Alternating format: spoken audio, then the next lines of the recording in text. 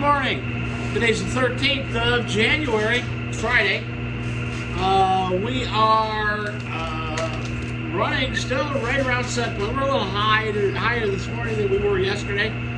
Rained all night, so it rained most of the day yesterday. Gonna rain half the day today. So we're at 1699.71, which is just a smidgen above set point. It's fine.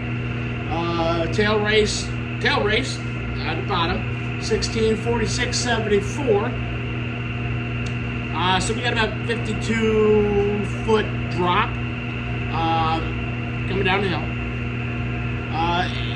Kilowatts are 231 on the little unit and 452 on the bigger unit, which still puts us at 680, something or other, 384. So we're still doing well. We have no issues there. The parking lot's pretty well melted off. There's some slick spots where things are packed down and stuff, but very strange winter so far. The forecast looks like it's going to stop raining about. It's going to start tapering off here at any time. 8 o'clock by 11, it's not even going to be doing anything. The warm spot of the day is 36 degrees, and it's going to be about noon. So then it's just going to drop down from there. Going to be colder the next few days. Saturday is 26 or 27.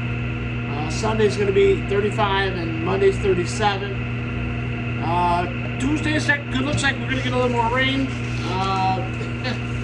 Nothing on Wednesday, but Thursday right now it's saying 8 inches of snow. We'll see. You know, that's the only thing I can say. We'll see.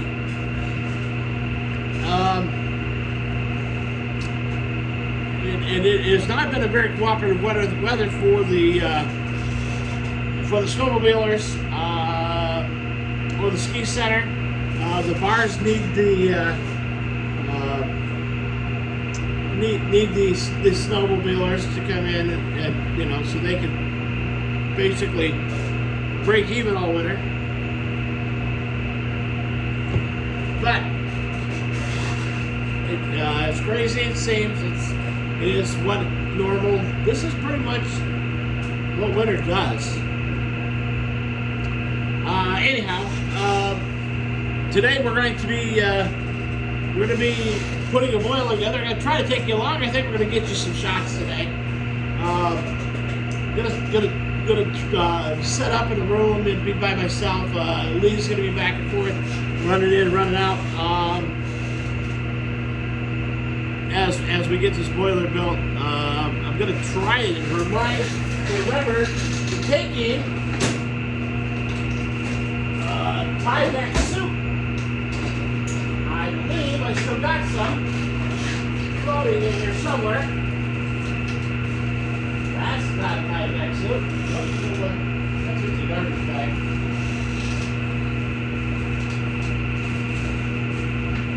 I had some. I just don't know where they're at this time.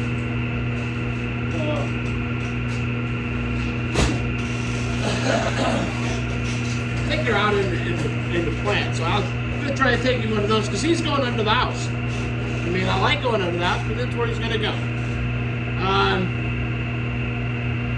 I'm going to put together the boil manifold, get the valve set, or the circulator set, get the return loops in, get all of that done. I'm going to try to get that all accomplished today. We went yesterday and wired up the little generator, so it's basically setting ready. At some point today, the gas guys are supposed to come by and do their thing. There's no battery in the generator, so they can't set it started because it's not been converted yet. I still got to do that. Put the battery in, convert it, and activate the unit.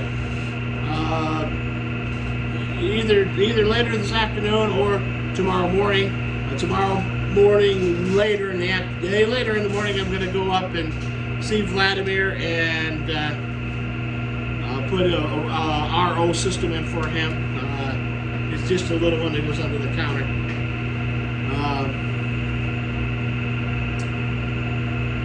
I told him that I really didn't like them, but he bought one anyways because they waste a lot more water than they purify. So take that into consideration if you're looking at an RO system. They dump a lot of water. They dump about twice the amount of water that they produce. So if you're on metered water, they're probably not the ideal thing. Find a UV light, put it in, be done that way. It's just going to save you money, save you everything in the house that is going to be done. To me, that makes more sense, but you know, because you still brush your teeth, take a shower, all that's going in your eyes. You know, if it's on your skin, if you do the UV light, it's not going to matter. And the UV light doesn't take that much energy to do. It does not waste any water, but it kills everything in the water. Done. So, basically, if you had a UV light, you wouldn't need to worry about a boil water order because you're killing it anyways. Anyhow, so that's on the agenda for today. That's going to take that little bit of that boiler stuff is going to take us about 3-4 days to do. So, you know, for the next few days, it's going to be go there, fill in with kind of emergency stuff that we can do. I've got to find out where the I have a board that I'd ordered and I don't know where it's at. So I got to find out where it is, or maybe the order got canceled because they couldn't fulfill it. I don't know. Never got any information on it. So I got to find out where that is. I want to get that wrapped up and done. The generator that's attached to still runs. It just there's nothing. The memory on the board won't hold, so it just keeps jumping around, and you're like, what is going on with this thing? But anyways, we got to fix so it runs. So I guess it's really not a pressing issue. But it'd just be nice to be able to say, that's done, it's out of the way.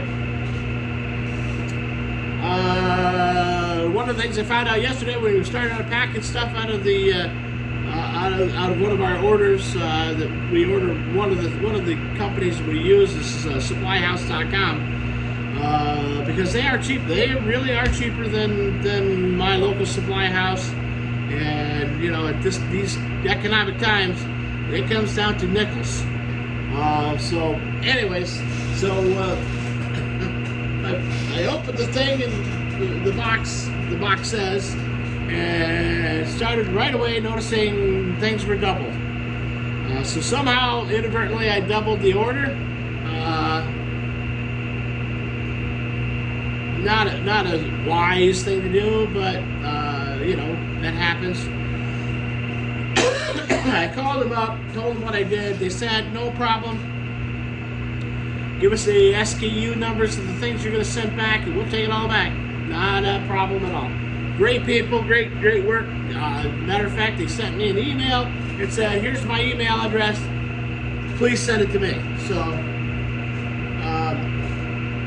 I'm sure there's got to be a restocking fee for that, but you know, I got 6 circulators, 3 of which I will use, but the circulators are $161 a piece. So we don't want to do that. I've got what's called an air scoop. An air scoop goes on your manifold. The air scoop's $200. I got 2 of them. I only want one. Some of the copper fittings, the press fittings, the ProPress fittings, we're going to keep them because we use ProPress. You know, we can put it in stock and we'll use it through the summer. But yeah, a lot of that stuff. Fortunately, I didn't order any of the. They can't provide copper pipe, and it's because they ship. So the copper pipe, that's right. I made a separate order for the 3/4 inch heat PEX tubing. That's right. But I did get double on some of the other stuff. But you know, I ordered a new reamer, a couple bucks. I got 2 of those. I'll use that. That's not a big deal. So you know, I'm not really overly concerned in what I ordered extra and what it didn't. But the bigger stuff, I got to go back. You know, that really, he said that the profit margin when you're talking $500-600, $700 for stuff that you really didn't need, maybe even could be up to. Well, there's a tank, an extra tank. There's extra hangers. There's which I could use. I mean, that's it won't go bad, but you know, it's probably. I bet there's $600-700 worth of stuff that needs to go back.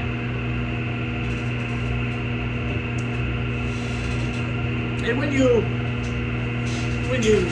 run as close as most of us nowadays, you don't want to get too carried away. Yes, there's markups and all that, and there's safety stuff built in, but you know, we just don't want to spend any more money than we have to. Let's take a look. It's been raining all night. Started raining yesterday afternoon. Still is raining. The water's running down the hill pretty good. I'm gonna try to get over here to the snow so I can walk down the hill. This is real slushy. But there's our tail race this morning.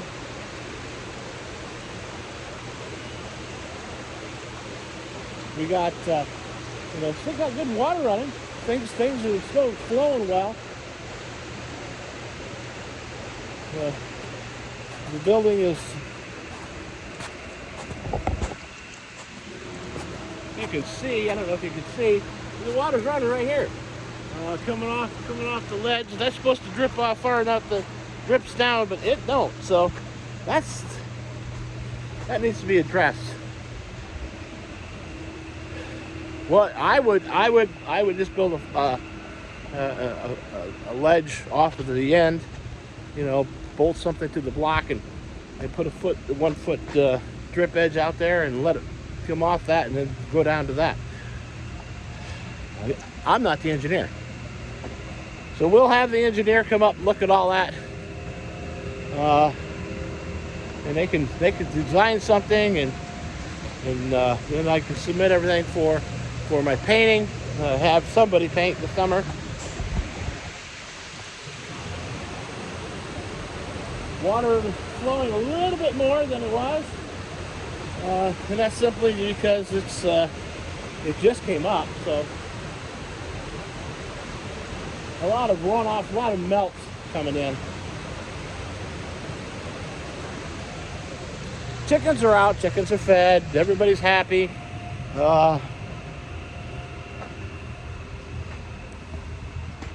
Yesterday morning they froze up they unplugged their electric heater for their water. So their water had froze together. I couldn't get it open, so I put it inside overnight, put a bowl down, and they had water out of the bowl, and but I got that filled back up. It's all taken care of now.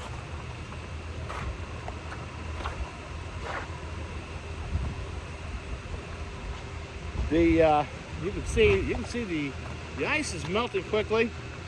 It's 35 degrees, so we're right at that where it could get ugly. A couple degrees, it could get ugly quickly. There are spots on the road that are fairly icy. Of course, nobody's been out to do anything because they say it's raining. So I give them a hard time for the state workers But our state workers are in desperate need of help. They are overworked. Those guys are, where they're everywhere you go, they're 2 or 3 short for drivers. And I don't know what they pay in your area, but here drivers are making 30 plus an hour. So plus state benefits, plus a really good retirement, but they still can't get help. And a lot of that is because in our area there is not any housing that you can afford. People come up and are buying houses as Airbnbs and for their own getaways. They set their vacations up, and other people come in pay $300-400 a night to stay in the Airbnb while they're not there, which makes the payments on the house, that makes perfectly good economical fiscal sense to me, and I don't fault anybody for that. But the problem is that the working man who's coming here to try to find housing can't find any. There are a few rentals around, but they are running $1,000 or better for a 1-bedroom. So if you're going to rent a 1-bedroom, when I went to school in economics class, they always told us that your living expenses, which would be your housing and your utilities, should be 25% of your income. Well, if you are paying, let's say $1,200 for your heat, lights, and rent, you need to be making $4,800 a month.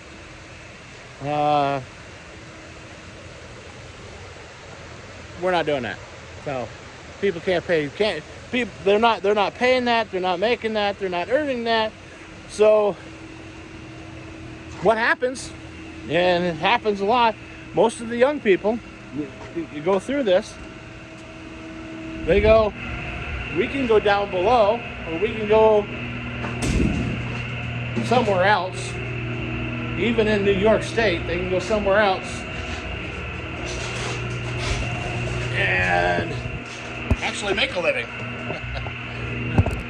They can afford to live.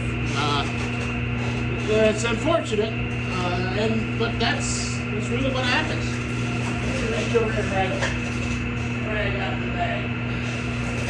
Spill the coffee. But so the young people, and I don't blame them. The young people are leaving in droves, so there's nobody left. Is there an answer? No. I can't come up with one.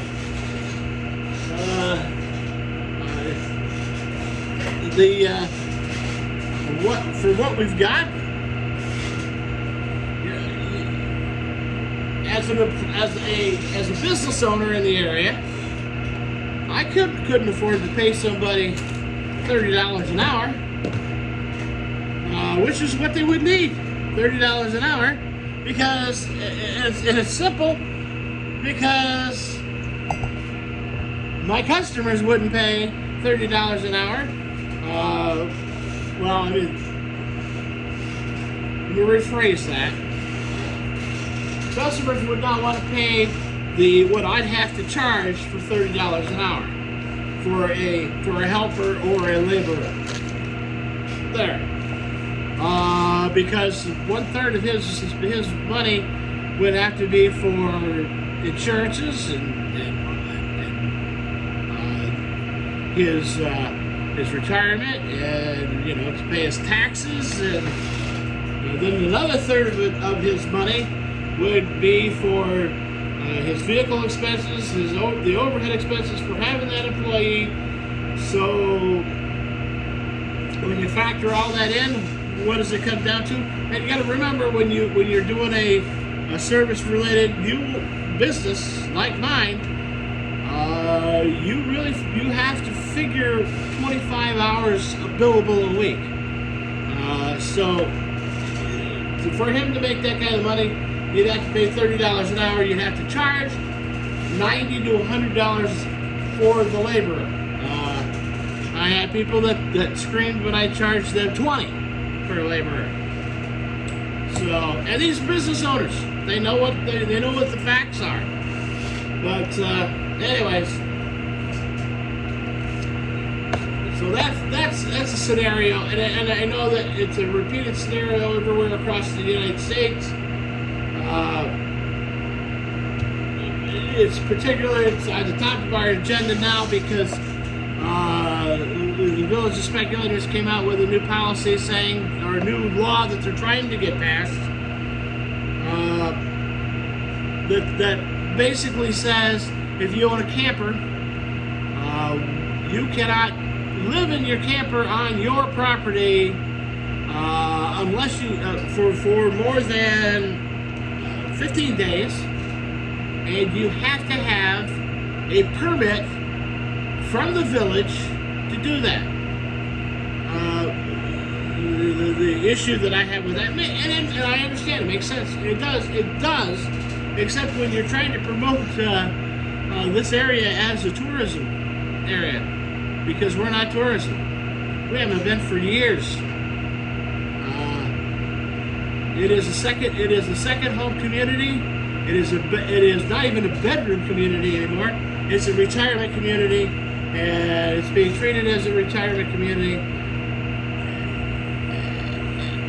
To keep it quiet and peaceful for the retirees.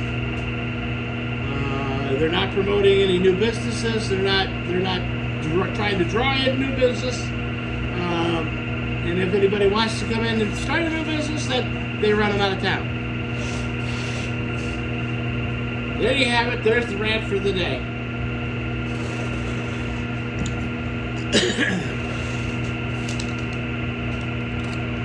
If I ever won the lottery, I would not build a house in the village. I would not have any services from the village. Even though I'm on the village fire department, I would not pay their bills. They keep hiring more and more employees to work in the street department who don't do anything. There's 16 miles of street total in the village,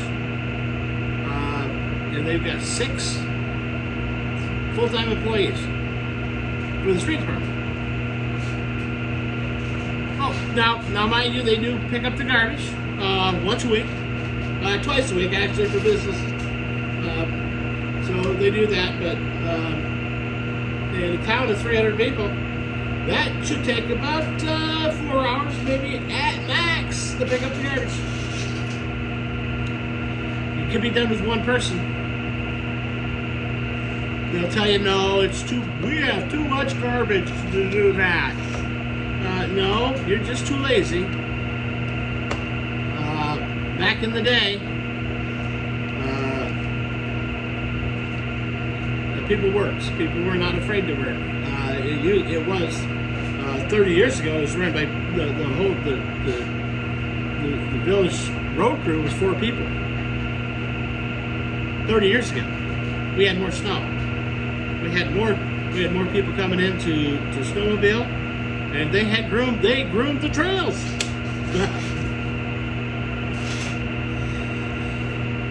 But anyways, so that's that rant. I'm not going to get into any more of that.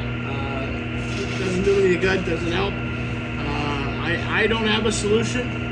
I don't know what a solution's going to be, but they've got to rethink of what we are.